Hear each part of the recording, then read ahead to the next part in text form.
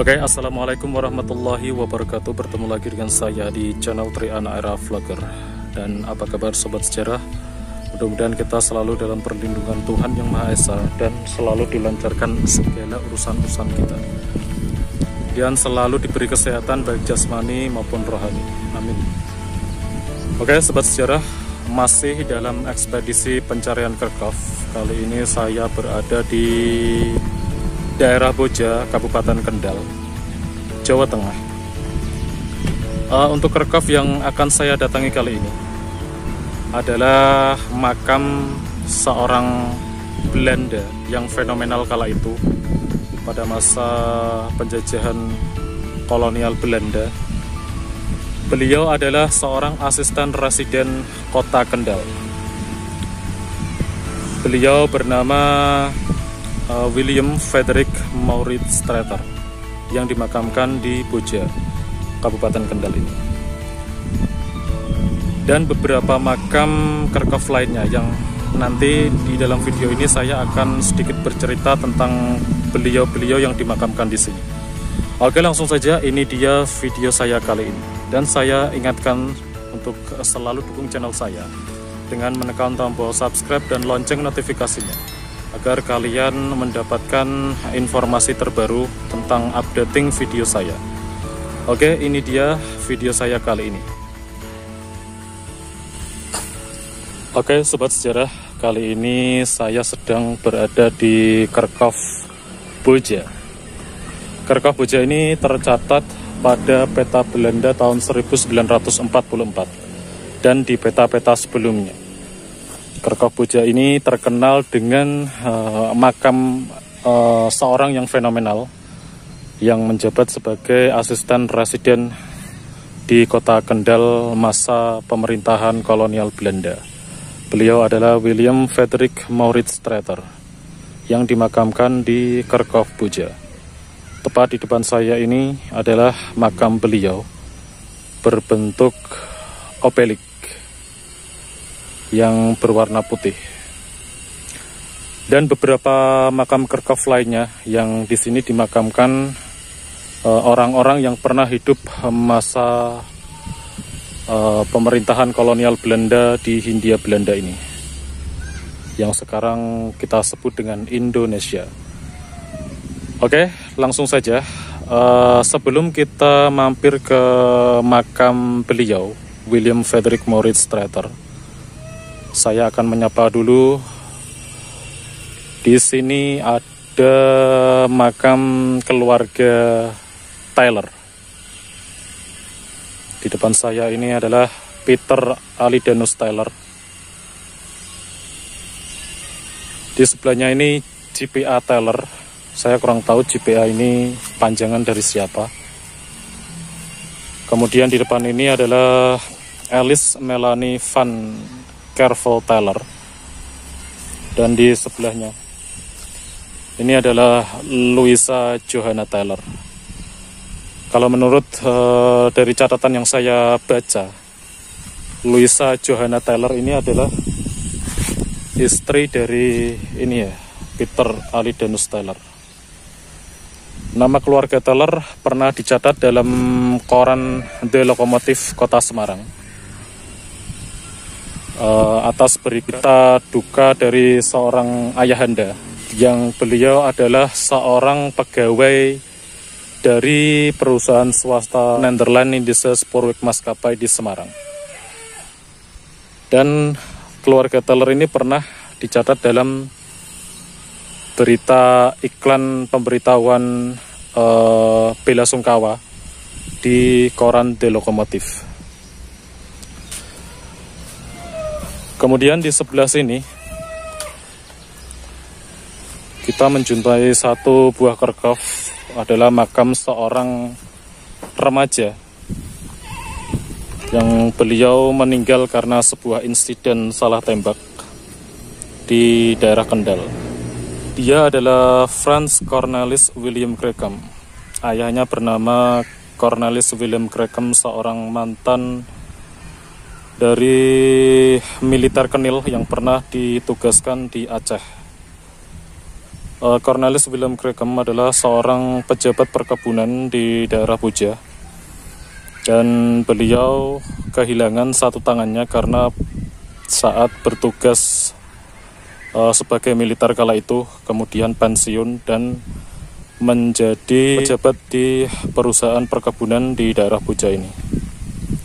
Franz Cornelis William Creggham ini meninggal karena menjadi sasaran korban salah tembak oleh temannya sendiri, yang kala itu diadakan sebuah kompetisi menembak babi hutan. Kemudian secara tidak sengaja Franz Cornelis William Creggham ini menjadi korban salah tembak. Beliau meninggal sangat muda, lahir pada 5 April 1889 dan meninggal pada 25 September 1910.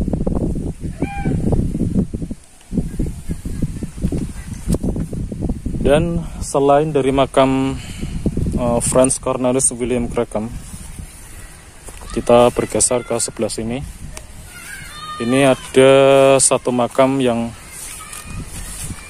tidak bertuan atau tanpa nama, anonim, cuman strukturnya masih ada. Kemudian ini dia adalah makam seorang yang fenomenal di kota Kendal. Beliau adalah William Frederick Maurits Strater, menjabat sebagai asisten residen Kendal pada tahun 1875. Beliau mengawali karirnya sebagai pegawai negeri sipil di daerah Priangan, Jawa Barat pada tahun 1873.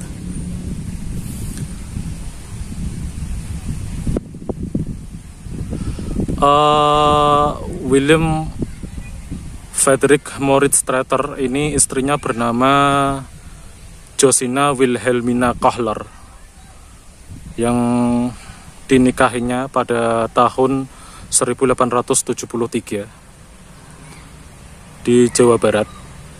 Kemudian beliau naik jabatan dan ditugaskan di daerah Kendal sebagai asisten residen pada tahun 1875. Dan ini dia riwayat beliau.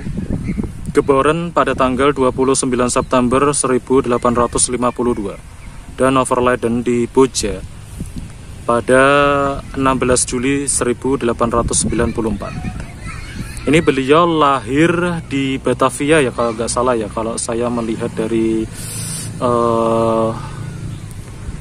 catatan beliau. Lahir di Batavia. Ayahnya adalah seorang pengacara di Batavia dan meninggal di Boja pada 16 Juli 1894 sebagai asisten residen kota Kendal.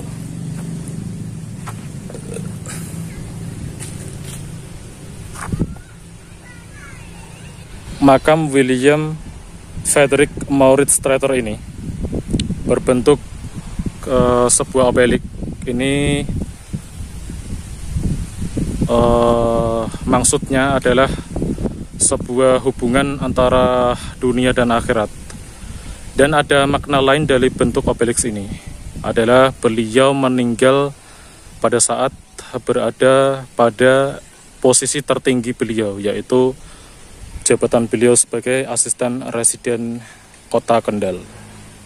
Asisten residen ini membawahi 5 daerah yang menjadi satu, itu bernama sebuah daerah yang bernama residen, yang dikepalai oleh asisten residen, yaitu asisten residen di daerah kota Kendal ini yang bernama William Frederick Maurits Strater. Dan ini makam beliau yang fenomenal yang berada di kota Boja, Kabupaten Kendal. Dan kebetulan ini saya disamperin ibu beliau adalah juru kunci dari makam Kristen di Pujai. Namanya sinten Bu? Niki kula rekam. Namanya sinten? Jenengan namanya sinten? Samiyam. Bakarjo nggih. Mengke jenengan ningali mawon ten YouTube. Mengke enten jenengan. Niki Mbah Samiyam nggih. Sing jaga makam Kristen teng niki, Kerkop nggih. Kerkop makam Kristen. Nggih niki sing terkenal kalih nganu nggih. Makam niki nggih asisten residen Kendal nggih, Bu. Oh nggih, asisten Kendal. Niki sing paling terkenal nggih. Niki beliau kok ngantos mriki niki ana apa riyen griyane mriki napa pripun? Kula. Niki asisten. Lah aku sejarah itu ya. Oh mboten kertas. Iki nggih omah iki kono lho Mas, kabeh iki. Niku lan niku apa kuwi? Kopen. Oh ngoten gini. Nek sing ning manggon iki niku nak dikos kan sing manggon maune. Iki lho. Kuburan iki lho. Sing iki? Nggih. Oh, nganu. Oh, Franz Cornelis William Crackham. Lah niki manggane jare ning tanah Kopen ngene. Oh, nggih. Ngeten niku Franz Cornelis William Crackham. Niku ayahe namine Cornelis William Crackham. Piyambake mantan tentara Kenil. Tentara. Nggih, riyen pernah ditugaske ten Aceh. Terus piyambake pernah ditugaske ten Ambon niku kelangan satu tangane. Buntung. Mboten niki anake. Oh, anake. Nggih, ceritane niki anake. Ayahe sing niku sing kula critake ayahe Buntung. Terus ayahe niku sing namine Cornelis William Crackham niku pindah pensiun saking tentara. Dadi petugas perkebunan. Mriki enten perkebunan daerah. Nggih, perkebunan kopi. Nggih, sekitar mriki to. Lah, mungkin nggih, mungkin ngene mriku griyane. Lah niku nggih, ceritane kan niku niki putrane. Nggih, putrane salah tembak. Kan riyen kan enten kados perlombaan nembak babi ngoten lho. Nah, nggih babi hutan. Terus piyambake ditembak rencange dhewe.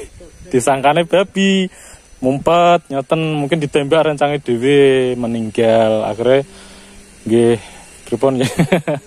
Meninggal dengan usia muda. Berarti niki ngene mriki nggih. Nggih, ngertos ceritane. Niki sing anake niki. Nek bapake niki pindah ten Salatiga. Nggih, kemungkinan setelah kematian anake niki mungkin stres depresi nggih, pindah griya paling nggih. Mungkin makame ten Salatiga, kalau mboten mirsani makame ayahe niki. Nah, ayahe niki memang mantan tentara Kenil. Tapi kelangan satu tangane. Nggih, dadi buntung ngoten. Cuman niki anake kesayangane piyambake. Anake niku enten sekawan katose. Lanang kalih. Putrine ana kene ora. Ora ngertos nggih, mboten ngertos kula nek. Belanda apa Amerika? Niki Belanda, niki keturunan Belanda. Keturunan Belanda. Tapi nganu istrine Jawa. Niki istrine kadose Jawa nek kula ningali saking fotone. Enten fotone niku, tapi istrine kadose Jawa. Oh, griyane mriki nggih, Mbah. Sing tinggene jenengan. Alar dalan saemrono ketae antarane berapa meter yo anu lebare tanah. Kebone. Niki nggih. Nggih. Niki usiane tesih 6 kok, Mbah. Nggih. Jadi ini ibu tadi bercerita bahwa Franz Cornelis William Crackham ini pernah tinggal di sini. Jadi rumahnya dekat sini. Dan kebetulan saya tahu ceritanya, beliau saya ceritakan masalah ini sebab meninggalnya beliau. Ternyata baru dengar ya. Ya sudah pernah dengar, cuman lebih jelas lagi tadi saya. Jadi di depan ini kita lanjut ya ke makam selanjutnya. Ini ada makamnya Pier Gerard Nicolas de Sauvage. Pier Gerard Nicolas de Sauvage ini yang pernah saya ceritakan saat saya berkunjung di Kerkop Sapian. Itu adalah keluarga Ord Marcel, dari keluarga Marcel. Pier Gerard Nicolas de Sauvage ini adalah suami dari Elena Marcel yang tinggal di, kalau nggak salah saya pernah baca itu tinggal di daerah Pekalongan. Entah ini dikuburkan di sini atau mungkin beliau ini pernah tinggal di Semarang, saya kurang tahu. Yang jelas Pier Gerard Nicolas de Sauvage ini lahir di Pekalongan.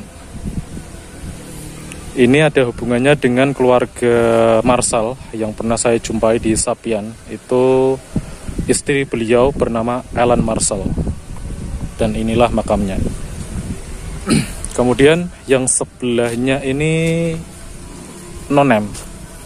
Karena memang nisannya sudah tidak ditemukan, hanya sekedar perkuburannya saja. Letak begitu. Dan ini saya baru ngeh ya.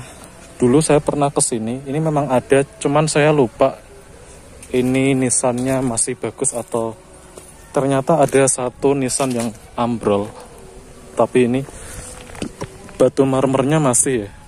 Cuman sayang saya tidak bisa membalikannya nih. Namanya siapa saya kurang tahu. Batu marmernya ini masih. Satu makam yang ambrol ini. Ini cukup besar. Cuman itu batu marmernya tertimbun, jadi susah untuk dibalikan untuk melihat tulisannya. Dan lanjut ke perkebunan selanjutnya. Ini ada istri dari seorang infanteri kapal induk MWO kelas 4 yang pernah ditugaskan oleh militer Hindia Belanda. Ini beliau istrinya, yaitu J.J. Sedgwick Staker, yang ini overladen ya, meninggal. Yang meninggal di Boja pada 20 Juli 1925. Ini adalah istri dari infanteri kapal induk MWO kelas 4.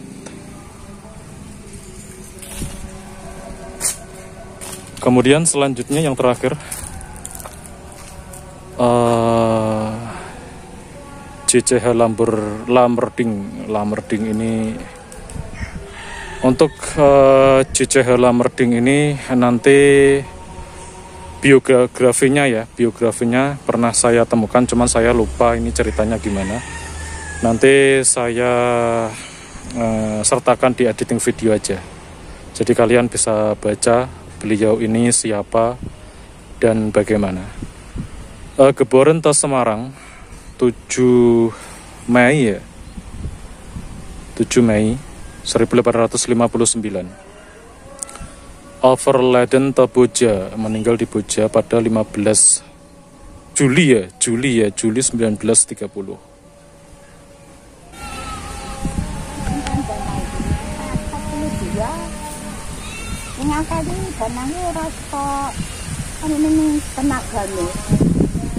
Jadi di sek niku pernah mlebet PU nggih. Pernah diopeni PU ngoten nggih. Jadi makam niki riyen diopeni PU terus mlebet yayasan pernah. Nggih, terus GKJ nggih. GKJ terus ning ajeng dimlebetke yayasan. Awalnya yayasan kan niku. Nggih. Yayasan gereja kan niku. Tapi selama iki enten mboten apa saking Balai Dinas Budaya Purbakala ngoten Balai Pelestarian Cagar Budaya biasanya kan kerkap ngeten mlebete cagar budaya, Mbak. Mboten enten, dereng pernah enten pemerintah sing mriki. Jadi harusnya niki pun mlebet niku cagar budaya. Masalah nggih enten makame niku Oh nggih, bom nebong niku kadose anyar. Nggih anyara niku nggih niki riyen nggih bong nika. Soale makam niki to Mbah, niki tercatat nggih peta lawas Belanda. Niku taune niku nggih 1910, 1912 niku menenten makam niki. Jadi pun ket zamane Londo. Nggih. Jadi harusnya Belanda ki ning aku ki nek pikir-pikir kok nang kono kae kok jare tinggalan Belanda. harusnya ini harus berarti Belanda di Indonesia itu sudah lama ya. Harusnya ini udah masuk cagar budaya harusnya. Mungkin harus begitu. Jadi ketua apa? Ketua yayasan ya. Nah, yayasan ketua yayasan, ketua pemeliharaan. Jadi saat ini pemakaman ini masih diajukan ke pihak yayasan. Pernah dikelola itu ya GKJ gitu ya. Gereja Kristen Jawa pernah dikelola Gereja Kristen Jawa, kemudian ini baru pengajuan di yayasan ya. Pernah juga dipelihara oleh PU gitu, ya, Disperkim ya. Dalam hal ini saya juga pernah tahu sih kalau yang melawat pemakaman ini biasanya Disperkim. Terus kenapa Dinas Cagar Budaya nggak melirik makam ini? mungkin ya melalui video ini nanti Dinas Cagar Budaya tahu kalau di Boja ini ada kerkop yang perlu dilindungi dan masuk cagar budaya. Karena makam ini sudah dari tahun 1910 itu tercatat dalam peta Belanda. Kemudian sampai dengan 1944 itu ada kerkop Boja ini tercatat dalam peta. Itu udah lama. 1910. Berarti ya entar 1910 niku dangu nggih, Mbah. Sebelum merdeka. 1945. Ah nggih. Ya belum merdeka. Lah nggih, itu dangu, itu termasuk dangu. Buatan 2010 nggih. 2010. 1910. Nggih. Soale niki wae tahun 52 nek niki 1894 Mbah. 94. Willem Frederik Moritz Strater niki asisten presiden niki makame 1894 niku pun enten. Berarti kan 1910 niku pun kecatet ten Kerkop itu tahun 1910 di sana. Niku catetane kemungkinan sebelum niku pun jauh enten nggih. Termasuk mlebune ngono kuwi lho mestine. Harusnya Dinas Cagar Budaya itu udah mendata ini, harus masuk. Karena ini satu situs penting ya. Soalnya ngeten, nggak semua Belanda niku jahat. Wah, gitu. Ya. Harusnya kita berpikir ngeten, memang Belanda niku penjajah, tapi nggak semua Belanda jahat. Malah mempunyai ketinggalan mana? Kalau Jepang mana? Belanda niku kan mriki ninggal sepur niku nggih saking tinggalan di Londo. Terus pabrik gula. Gitu. Pabrik gula niku sing riyen niku ngertine Belanda ngeten, jajah. Terus kemudian beliau niku nggih sing jajah memang nakal ya, katakan niku tiang-tiang nakal, tiang jahat lah. Terus ngirim tiang-tiang saking Londo mriku kan mriki bangun infrastruktur, katakan bangun pabrik, bangun jalan, bangun jalur kereta api niku kan nggih. Setidaknya kalau dulu orang Jawa itu ibaratnya pelosok desa, mboten enten dalan, mboten ketinggalan zaman katanya. Nggih, masuk ke Belanda niku kan pun nggih pun modern, enten pabrik gitu. Enten sepur, enten tata bengi lah sing dibangun dulu. Jadi nggak semua Belanda niku jahat. Oke, sing kae lho sing bengklet kan tinggalan. Nggih, kota lama niku kegata. Niku kuwata bangunan-bangunan. Nggih, niku tinggalan Belanda. Jadi nggak semua Belanda itu buruk. Terus sebaliknya tidak semua pribumi niku nyatanya mempunyai baik. ketinggalan yang masih dipakai Nggih, sampai nggih. sekarang ya masih bisa masih Nggih. bagus. Kandungannya kayak kretek-kretek berangkai dan gawean anu ya gitu. Jadi itu salah satu mindset orang sekarang ya, harus berpikiran kalau Belanda itu tidak selamanya jahat, karena memang dulu mereka itu berniat menjajah, katakan menjajah, tapi menempati dengan membangun infrastruktur dari pabrik gula dan ya ketulung malah dari orang Jawa yang tidak tahu apa fasilitas mesin apa itu jadi tahu. Jadi ada sesuatu yang diedukasi oleh orang Belanda kala itu. Terus dan sebaliknya orang pribumi juga nggak selamanya baik, karena pada waktu itu ada yang memanfaatkan sesuatu dari Belanda, katakan dia menjadi orang yang nakal lah, korupsi, dan sampai sekarang sebelah itu ada punya Belanda masih pakai juga rumah yang masih bagus. Tinggalannya London gitu. Lamerding itu lah. Lamerding. Lamerding itu situ. Ini Lamerding nih kau? Ini kan iya, namanya iya, Lamerding itu gitu. Ini juga. dia mereka toh. Itu, ya. Jadi tadi Malah saya penting katakan itu. yang bernama Lamerding, yang makam yang pojokan rumahnya tinggal sini ya. Juga nih orang sekongan nih, kok kayu. Lamerding. Lahirnya ten Semarang iki kok.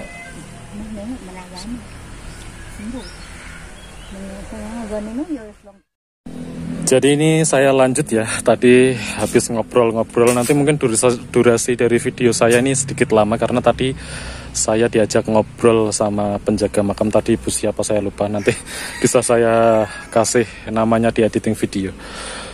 Oke, ini saya menemukan satu makam kecil, mungkin makam lama juga, karena kurang tahu ya. Nah, dari struktur batu batanya ini batu bata lama. Ini satu makam lama. Oke, lanjut ya. Tadi setelah dari JJ Sedgwick-Stakeker, ini istri dari infanteri kapal induk. Oh, ternyata tadi ibu tadi bercerita kalau Lamerding ini rumahnya di sini. Jadi mungkin saya sedikit dapat cerita dari beliau ya, ini memang tinggalnya di sini sama seperti tadi Cornelis William Crackham tadi yang korban salah tembak tadi. Oke, ini satu nisan lagi yang terbengkalai, yang tinggal marmernya, mudah-mudahan tidak hilang ya. Beliau adalah Teresia Paulina Visser yang lahir pada 27 Juli 1852 dan meninggal pada 14 Maret 1917. Kemudian yang di sebelah ini ada makam kosong, ya enggak kosong sih, cuman marmernya enggak ada.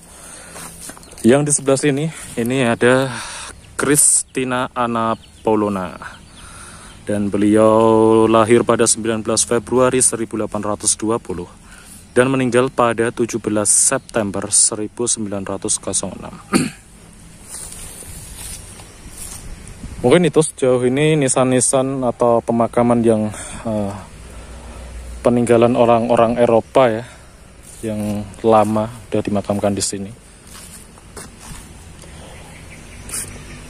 Catatan ya, mungkin pihak BPJB melihat video ini untuk lebih tanggap ya tentang situs Kerkhoffboja ini, karena kata ibunya tadi belum dilirik oleh pihak BPJB. Dalam hal ini pelestarian situs cagar budayanya belum dilirik, karena sejauh ini katanya baru yayasan dari GKJ, Gereja Kristen Jawa, yang pernah mengambil alih perawatan makam ini. Kemudian dari PO Disperkim, itu Disperkim mungkin ini masuknya daerah Kendal ya, Disperkim Kendal ya, yang pernah merawat makam ini. Kemudian satu lagi ini baru pengajuan oleh yayasan, entah tadi punya tidak menjelaskan yayasan yang mana, itu baru diajukan. Oke sobat sejarah, mungkin itu dulu informasi yang bisa saya sampaikan. Mudah-mudahan informasi ini manfaat bagi kalian. Jika kalian tahu lebih banyak tentang makam Kerkavboja ini, silahkan tulis di kolom komentar, kita bahas bersama-sama di situ. Kemudian satu lagi saya ingatkan, jangan lupa untuk selalu dukung channel saya dengan menekan tombol subscribe dan lonceng notifikasinya, agar kalian dapat pemberitahuan video-video terbaru saya mengenai sejarah kolonial Belanda. Oke, itu dulu. Terima kasih telah menonton. Sampai jumpa di video saya selanjutnya. Wassalamualaikum warahmatullahi wabarakatuh.